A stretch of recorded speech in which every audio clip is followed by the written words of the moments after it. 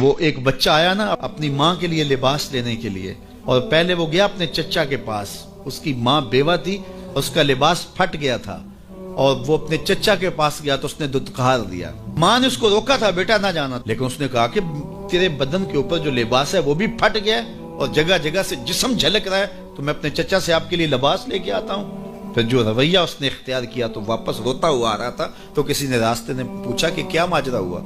اس نے کہا چچا کے پاس گیا تھا ماں کے لیے لباس لینے، اس نے دلا کے بھیج دیا۔ تو اس نے کہا کہ جا سین حرم میں محمد نام کا ایک شخص بیٹھا ہوا ہے، اگر تو اپنا دکھڑا اس کے سامنے پیش کرے تو وہ امید ہے تمہیں رد نہیں کریں گے، لیکن سن لے ان کا دین کوئی اور ہے۔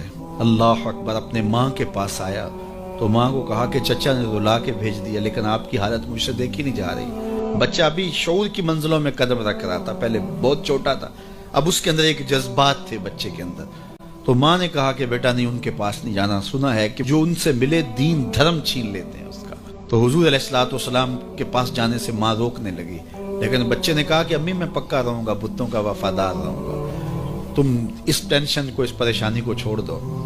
اور حضور کی خدمت میں حاضر ہوا۔ حضور صحن حرم میں چادر اوڑے بیٹھے ہوئے تھے، اور جا کے کہنے لگا میں پہلے بات آپ سے کر لیتا ہوں، آپ کا دین میں نے قبول نہیں کرنا۔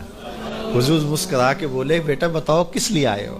کہا میری ماں بے لباس ہے، میں آپ سے لباس لینے آیا ہوں۔ حضور نے چادر رحمت اتار کے اس کے کندھوں پہ ڈالی، وہ واپس آ گیا اور ماں پر حضور کی چادر اڑائی، اور ماں نے کہا کہ بیٹے اس نے اپنا دین تو نہیں تجھے دیا؟ کہا نہ، میں نے پہلے کہہ دیا تھا تیرے دین نہیں مانوں گا۔